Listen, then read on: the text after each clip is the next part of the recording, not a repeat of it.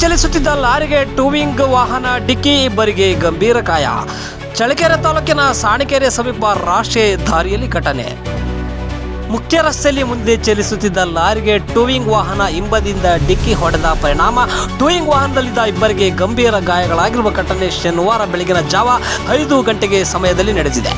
ಚಳ್ಳಕೆರೆ ತಾಲೂಕಿನ ಸಾಣಿಕೆರೆ ಗ್ರಾಮದ ಕಂಡೇನಹಳ್ಳಿ ಗೋಲರಹಟ್ಟಿ ಗೇಟ್ನ ಬಳಿ ಇರುವ ಸಾಯಿ ಡಾಬಾ ಸಮೀಪದ ರಾಷ್ಟ್ರೀಯ ಹೆದ್ದಾರಿ 150 ರಲ್ಲಿ ಟೂವಿಂಗ್ ವಾಹನದಲ್ಲಿ ಕಾರೊಂದನ್ನು ರಾಯಚೂರಿನಿಂದ ಚಳ್ಳಕೆರೆ ಮಾರ್ಗವಾಗಿ ಮೈಸೂರಿಗೆ ಸಾಗಿಸುವ ವೇಳೆ ಈ ಅಪಘಾತ ಸಂಭವಿಸಿದೆ.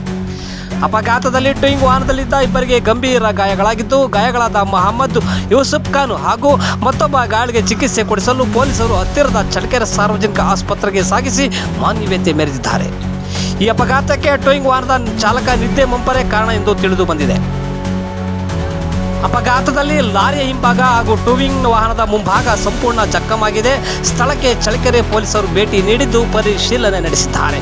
ಚಳ್ಳಕೆರೆ ಪೊಲೀಸ್ ಠಾಣಾ ವ್ಯಾಪ್ತಿಯಲ್ಲಿ ಈ ಘಟನೆ ನಡೆದಿದೆ.